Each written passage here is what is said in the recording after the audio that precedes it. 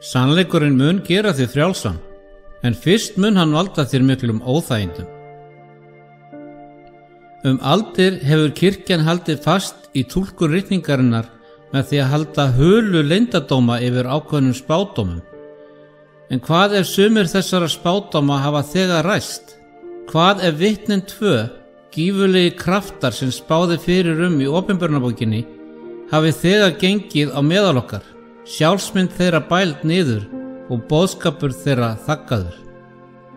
Sjáðu þetta fyrir þér. Heimurinn er réttarsalur. Ákæruvaldið beitir blekkingum, leggja fram mál sitt staðránir í að þagga niður raddir sannleikans, en Guð hefur vitni, 2 óhagganlega vitnisburði, svo öfluga að jafnvel hlið heljar geta ekki sigrað þá. Hvað myndi knýja kirkjuna til að fela þennan vitnisburð og hvers vegna birtast þessi vitni núna á þessari stundu í sögunni? Í þessu myndbandi ætlum við að afhjúpa undraverðan sannleika vitnin 2 og afhjúpa tilraunir kirkjunar til að halda þeim í felum. Við munum kanna tiltekin vers í opinberunarbókinni sem afhjúpa hið sanna eðli þeirra og þá átakanlegu atburði í kringum komu þeirra. Í lok þessa myndbands muntu skilja ekki aðeins hver vitnin 2 eru, heldur einnig hvaða djúpstæðu áhrif tilvist þeirra hefur fyrir heiminn okkar í dag. Þú munt sjá hvernig saga þeirra tengist grunnstoðum trúar okkar og býður upp á öflugan boðskap vonar og viðvörunar fyrir þessu síðustu daga. Baksviðið. Opinberunarbókin afhjúpar leyndardóma sem hafa vakið undrun og hrifningu margra í gegnum aldirnar. Meðal þess hvað mest sláandi af þessum leyndardómum spádómur vitnanna 2 sem finnast í opinberunarbókinni 11:3-13. Ímyndaðu þér 2 persónur, skipaðar af Guði, standa á síðustu dögum jarðsögunnar og boða djarflega sannleika hans, andspænis yfirþyrmandi andstöðu. Hverjir eru þeir? Hvert hlutverk þeirra? Hvað getum við lært af sögu þeirra?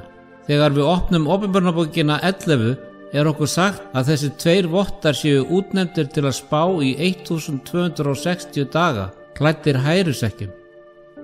Þetta tímabil, þó það virðist stutt, táknar miklu stærra tímabil þegar við rannsökum biblíu spádóma á spámannlegu máli. Dagur táknar oft ár. Dagarnir 1260 táknar því 1260 ára tímabil. Tíma þar sem þessi vitni myndu boða sannleika Guðs á tímum andlegs myrkurs. Þeir eru klæddir hærusekk, tákn sorgar og iðrunar, sem gefur til kynna að boðskapur þeirra verði ekki ánægjulegur fyrir heiminn að heyra. Það boðskapur viðvörunar, sannleika og dóms. Nú hafa margar túlkanir komið fram varðandi deili á þessum 2 vitnum. Sumir halda því fram að þeir séu Móse og Elía sem snúa aftur til jarðar áður en yfir lýkur. Aðrir benda á að þeir tákni lögmálið og spámennina eða Móse og Enok. Burt sé frá nákvæmu auðkenni þeirra eitt ljóst. Þessi vitni tákna trúa boðbera Guðs sem hann hefur veitt kraft til að tala sannleika sinn í uppreisna gjörnum heimi. Boðskapur þeirra ekki kraftlaus.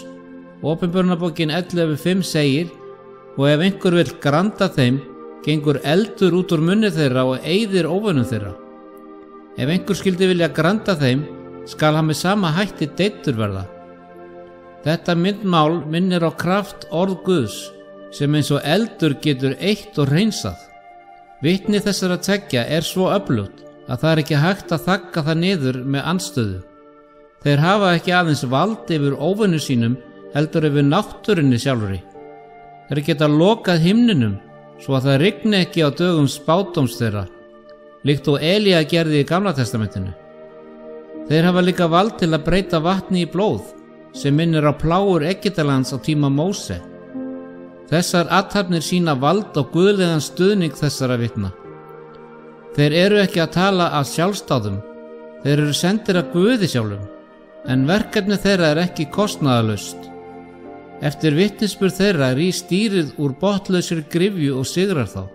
Þeir eru drepnir og lík þeirra liggja á götunni í 3,5 dag, áberandi tákn hatur heimsins og boðskap þeirra.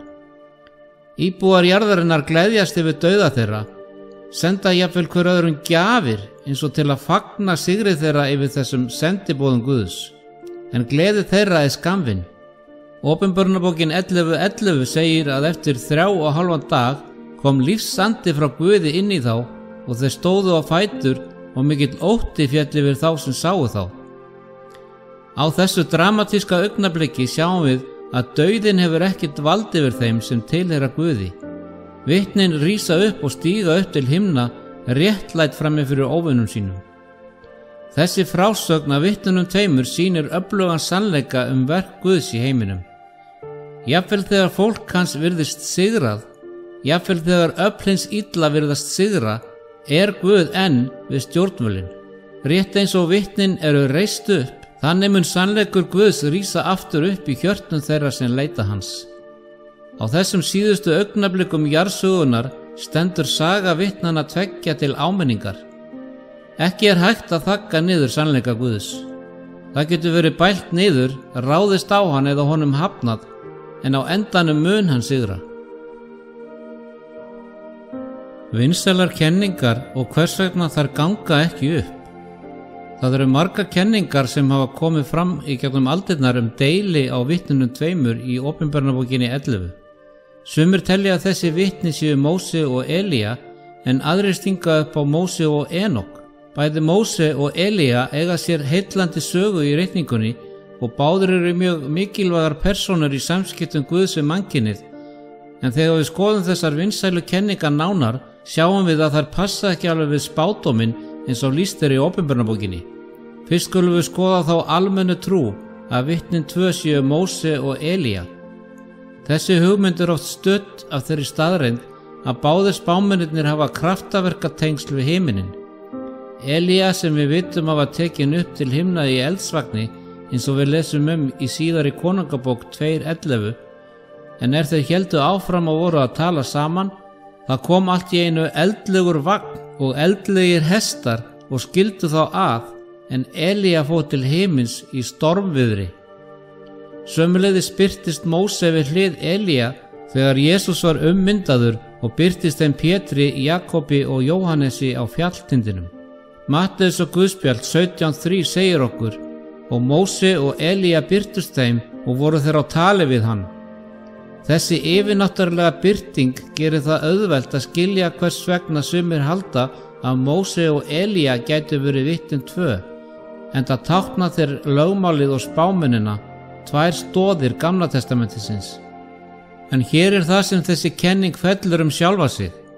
Åpenbarunarbókin 11:3 segir okkur að vitnin muni spá í 1260 daga klætt hærusekk og spádómar, þessi 1260 dagar tákna 1260 ára tímabil, eins og raunin er þegar spádómstími er túlkaður. Hvorki Móse né Elía lifa á slíkum tímaramma, né getur stutt framkoma þeirra í Nýja testamentinu samræmst þessu langa spádómstímabili. Starf vottanna tveggja spannar aldir, nokkuð sem Móse og Elía sem einstaklingar geta ekki uppfyllt. Önnur vinsæl kenning er sú að vitnin tvö séu Móse og Enok. Þessi hugmynd kemur til vegna einstakra reynslu Enoks af Guði. Fyrsta Mósebók 5:24 segir okkur: og Enok gekk með Guði og hvarf af því að Guð nam hann burt. Enok upplifði ekki dauðan eins og aðrir menn. Líkt og Elía var hann fluttur beint til himna og margir telja að þetta gefi til kynna að hann hafi sérstakt hlutverk við endalok tímans. Það gæti virst viðeigandi að Enok, þar sem hann er predikari réttlætisins, að hann snúi aftur sem annað af vottunum tveimur. En aftur stöndum við frammi fyrir sömu áskorun með 1260 ára tímaramman. Þetta er spámannlegt tímabil, á tímum andlegrar kúunar og ofsókna, tími þegar kirkja Guðs er í hærusekk og harmi. Erindi vitnanna tveggja spannar miklu meira en ævi einstakra manna eins og Móse eða Enoks. Hlutverk þeirra er ekki bara að framkvæma kraftaverk eða predika í nokkur stutt ár. Það er að vitna fyrir hönd sannleika Guðs mikla sögu á tímum mikils fráhvarfs og uppreisnar gegn Guði. Þó að Móse og Enok eins og Móse og Elía hafi verið voldugir menn Guðs, benda upplýsingar spádóminn og opinberunina til þess að auðkenni vottana tveggja sé miklu víðtækari en einfaldlega tvær sögulegar persónur. Spádómurinn talar langt spádómstímabil, andlegrar sorgar og þjáningar sem ekki í takt við ævi nokkurs einstaklings. Við verðum að leita dýpra til að skilja hið sanna eðli vitnanna. Þannig að þótt þessi vinsælu kenningar kunni að verða sannfærandi við fyrstu sýn, þá útskýra þær ekki að fullu hlutverk vottana tveggja eins og lýst í opinberunarbókinni. Til að skilja þennan leyndardóm í raun og veru þurfum við að líta lengra en einstaklinga og íhuga hvað þessi vitni tákna, sérstaklega í ljósi áframhaldandi baráttu góðs og ills í gegnum aldirnar. Táknmál opinberunarbókarinnar. Þegar við opnum opinberunarbókina förum við inn í heim öflugra tákna og myndmáls. Það ekki ætlað að hún sé lesin sem bókstafleg frásögn af atburðum í framtíðinni, heldur frekar sem opinberun andlegs sannleika í gegnum táknrænt tungumál. Skilningar á þessum táknum lykillinn að því að átta sig á spádómi vitnanna tveggja í opinberunarbókinni 11. Byrjum á 1260 dögum sem nefndir í opinberunarbókinni 11:3, þar sem segir: vottana mína 2 mun ég láta flytja spádómsorð í 1260 daga sekkjum klædda. Þessi 1260 dagar eru táknrænir, ekki bókstaflegir, og tákna 1260 ára tímabil. Þessi regla að túlka spádómlegan dag sem bókstaflegt ár grundvölluð í ritningunni. Við sjáum þetta minnstur í 4. Mósebók 14:34, þar sem segir: eins og þér voruð í 40 daga að kanna landið, svo skulu þér bera misgjörð yðar í 40 ár, 1 ár fyrir hvern dag. Sömuleiðis segir Guð í Esekíel 4:6: telja þér dag fyrir ár hvert. Þessi vers sýna okkur hvernig spámanlegur tími virkar oft í ritningunum. 1 dagur táknar 1 ár. 1260 ára tímabil sem vísaði til í opinberunarbókinni samsvarar ákveðnum tíma í sögunni, frá 538 eftir Krist til 1798 eftir Krist, þegar rómversk-kaþólska kirkjan hafði æðsta trúavald í Evrópu. Á þessum tíma ofsótti kirkjan hvern þann sem stóð gegn kenningum hennar sem stjórnaði bæði trúar og stjórnmálakerfum. Þetta ástæðan fyrir því að vitnunum tveimur lýst þannig að þeir hafi verið klæddir hærusekk á þessu tímabili. Sekkurinn í Biblíunni tákn sorgar eða iðrunar, en hér táknar hann einnig fráhvarf frá sannleikanum. Hið gljúpa, grófa eðli hærusekksins hleypir aðeins daufu ljósi í gegn. Svipað og sannleikur orðs Guðs var hulinn, en þó ekki alveg glataður á löngum valdatíma páfa. Takmörkun á aðgengi að Biblíunni á þessum 1260 árum annað mikilvægt atriði. Rómversk-kaþólska kirkjan hélt Biblíunni fyrst og fremst á latínu, tungumál sem fáir almúgamenn gátu lesið eftir fall Rómaveldis. Aðgangur að ritningunum var takmarkaður og almennum trúuðum var meinað að lesa hana sjálfir. Biblían var á bakvið lás og slá, ef svo má orðið komast, og allir sem þorðu að efast kenningar kirkjunnar stóðu frammi fyrir hörðum ofsóknum. Ljós orðs Guðs var dauft, eins og sekkurinn táknar. Samt jafnvel á þessum tíma myrkurs var sannleikur Guðs aldrei slökktur að fullu. Vitnin héldu áfram að spá og boðskapur þeirra stóðst, þó í smærri mynd. Svo gerðist eitthvað merkilegt. Prentvélin var fundin upp mitt 1400 og með henni kom hæfileikinn til að fjöldaframlega Biblíuna. Siðbóta menn eins og Martin Luther og William Tyndale beittu sér fyrir því að þýða og dreifa ritningunum svo að almenningur geti lesið orð Guðs fyrir sig. Myrkrinu tók að lyfta og ljós sannleika Guðs skein skærar en nokkru sinni fyrir. Tungumál opinberunarbókarinnar ríkt af táknmáli umfram hærusekk og tímabil. Dýrið úr botnlausu gryfjunni sem rís til að drepa vitnin táknar til dæmis kraft eða ríki sem algjörlega guðlaust. Skortur þess á grundvelli í kristni endurspeglast í uppruna þess úr botnlausri gryfju. Á sama hátt eru Sódóma og Egyptaland táknræn fyrir siðleysi og trúleysi. Sódóma, þekkt fyrir illsku sína, táknar siðferðislega hrörnun, en Egyptaland sem afneitaði tilvist Guðs stendur fyrir uppreisn gegn guðlegu valdi. Þetta myndmál vísar sérstaklega til Frakklands á tímum frönsku byltingarinnar, þar sem trúleysi var kynnt og Biblían var bönnuð tíma. Og að lokum borgin mikla í Opinberunarbókinni 11:8 er annað mikilvægt tákn. Því er lýst sem staðnum þar sem Drottinn var krossfestur, en samt vitum við að Kristur var krossfestur í Jerúsalem. En Opinberunarbókin gerir það ljóst að við erum að tala á andlegan hátt, ekki bókstaflega. Borgin mikla er táknræn og í þessu tilviki vísar hún til Rómar og Vatikansins sem réð ríkjum yfir konungum jarðarinnar á þessum 1260 árum.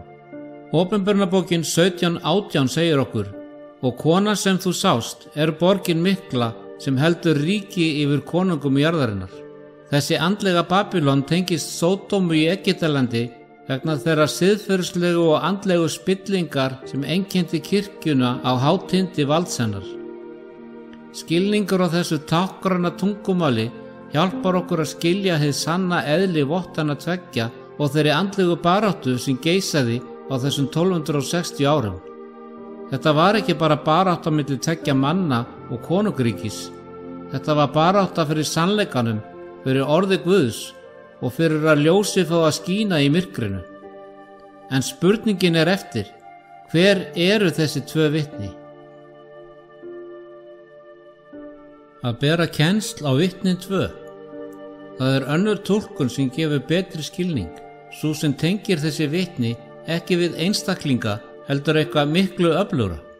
Í fyrsta lagi skulum við snúa okkur að Sakaría 4:1-6, þar sem við sjáum sláandi mynd af tveimur olíutrjám sem standa frammi fyrir Drottni. Í þessari sýn er spámaðurinn undrandi og spyr: hvað merkir þetta, herra minn? Engillinn svarar því að þessi tré tákni orð Guðs og segir: ekki með valdinni krafti heldur fyrir anda minn, segir Drottinn allsherjar. Sakaría 4:6. Þessi tenging milli olíutrjána og anda Guðs sýnir að kraftur vitnanna tveggja liggur ekki í mannlegum styrk, heldur í þeim guðlega boðskap sem þeir bera. Þessi tvö olíutré tákna síðan Gamla og Nýja testamentið. Bæði eru uppspretta guðlegs sannleika, bjóða upp á ljós til að leiða mannkynið í gegnum myrkur þessa heims. Þessi táknmynd ljóssins er í samræmi við alla ritninguna. Eins og sálmaritarinn skrifar: þitt orð er lampi fóta minna og ljós á vegum mínum. Sálmur 119:105. Orð Guðs er ljós og rétt eins og olíutrén framleiða olíu sem eldsneyti fyrir lampa, veita Gamla og Nýja testamentið andlegt eldsneyti sem upplýsir leiðina til hjálpræðis. Lítum nú aftur á Opinberunarbókina 11:4 sem segir okkur að vitnin tvö séu olíuviðirnir tveir og ljósastikurnar tvær sem standa frammi fyrir Drottni jarðarinnar. Hér tákna kertastjakarnir ljósberandi hlutverk ritninganna. Í fornöld var kertastjakinn kerið sem hélt logunum. Rétt eins og Gamla og Nýja testamentið hafa sannleikan boðskap Guðs til mannkynsins, eins eru vitnin tvö ekki aðeins einstaklingar, þau eru þessar tvær stóru einingar Biblíunar sem standa sem endalegur vitnisburður vilja Guðs og hjálpræði Krists. Til að styrkja þessa túlkun enn frekar skulum við íhuga Jóhannes 5:39 þar sem Jesús sjálfur segir: þér rannsakið ritningarnar, því í þeim hyggist þér eiga eilíft líf, og það eru þær sem vitna mig. Jesús bendir beint á þá staðreynd að ritningarnar, bæði lögmálið og spámennirnir, vitna hann. Þær eru vitni að hann er Messías, frelsari heimsins. Bæði Gamla testamentið og Nýja testamentið bera Jesú Kristi vitni. Í gegnum tíðina hafa þessi vitni mátt þola mikla þrengingu. Á þeim 1260 árum sem páfi ríkti var aðgangur að Biblíunni takmarkaður eins og við ræddum áðan. Samt héldu Gamla og Nýja testamentið áfram vitnisburði sínum, eins og vitnin 2 í Opinberunarbókinni 11. Þótt þeir væru klæddir hærusvekk sem táknaði hinn óljósa sannleika, voru þeir aldrei að fullu þaggaði niður. Jafnvel á tímum ofsókna stóð orð Guðs stöðugt og þegar vitnin virtust dáin, þegar Biblían var bönnuð og brennd, voru þau reist upp með siðbótinni og prentun Biblíunar sem leyfði fjöldanum að lesa hana og skilja hana. Svo að þegar við hugleiðum þennan kraftmikla spádóm, getum við séð hvernig Gamla og Nýja testamentið eru vottandi tveir, vitni í gegnum tíðina, boða sannleika Guðs og benda á Krist sem veginn, sannleikan og lífið. Þetta er ekki bara bækur, heldur lifandi vitnisburður, skrifaður af anda Guðs sem leiðir okkur í átt að eilífu lífi.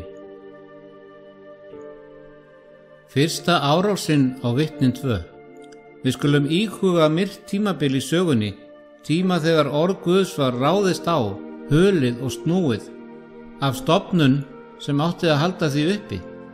Opinberunarbókin 22, 18, 19 varar okkur við hættunni af því að fikta við orð Guðs. Ég votta fyrir hverjum þeim manni sem heyrir spádómsorð þessara bókar að leggi nokkur við þau, mun Guð á hann leggja þær plágur sem er ritað í þessari bók, og taki nokkur burt nokkuð af orðum spádómsbókara þessarar, þá mun Guð burt taka hlut hans í tré lífsins og í borginni helgu sem er ritað í þessari bók. Þessi hátíðlega viðvörun talar beint til þeirra sem reyndu að hagræða og bæla niður ritningarnar á tímum yfirráða páfa.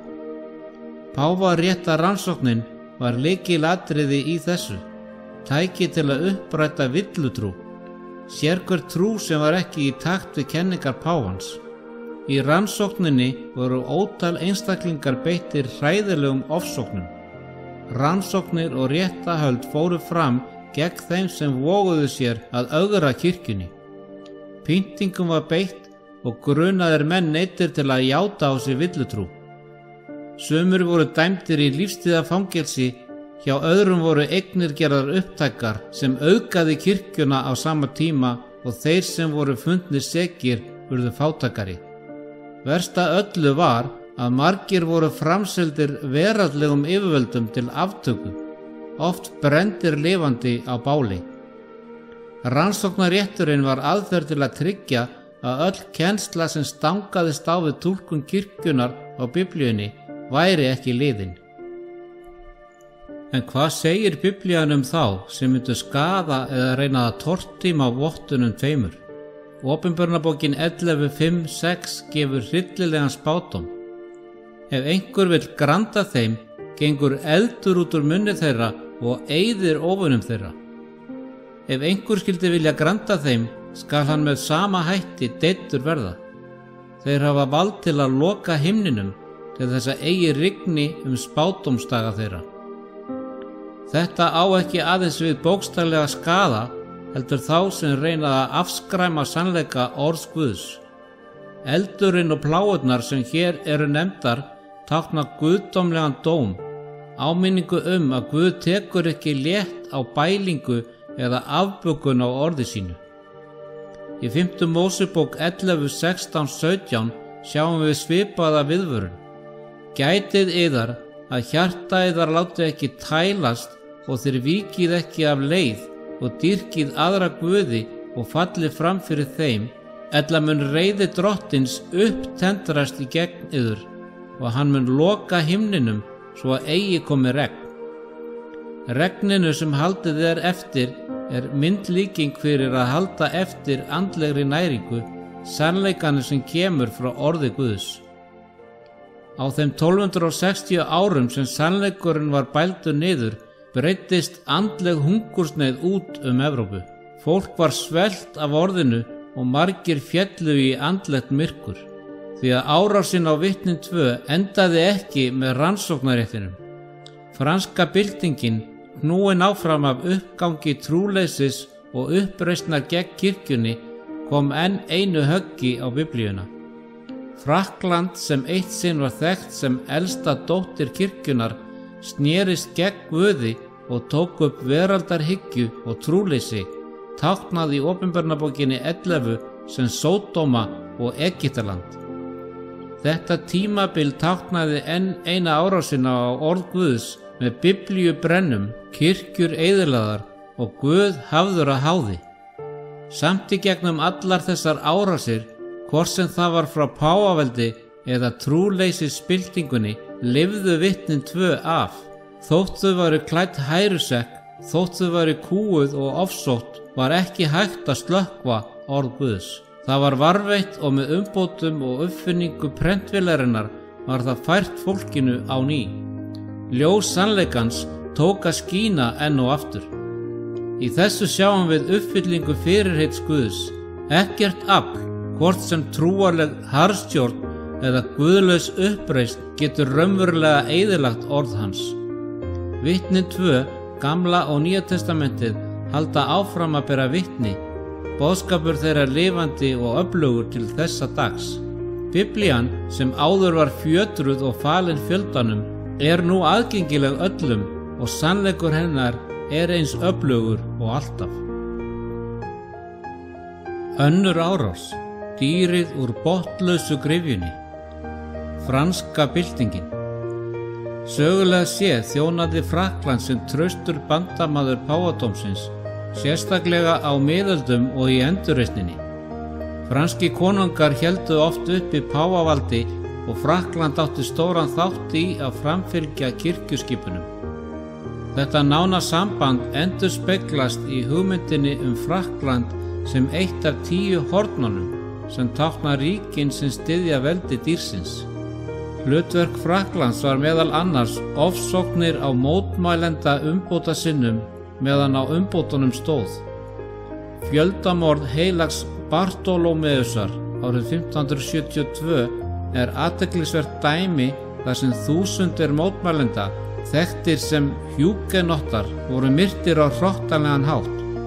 Þessar ofsóknir undirstrika hversu langt Frakkar myndu fara til að verja skipanir páfa og sýnir sambandið milli kirkju og ríkis á þessu tímabili. En þegar páfadómur beitti áhrifum sínum, tengdist það spillingu og harðstjórn.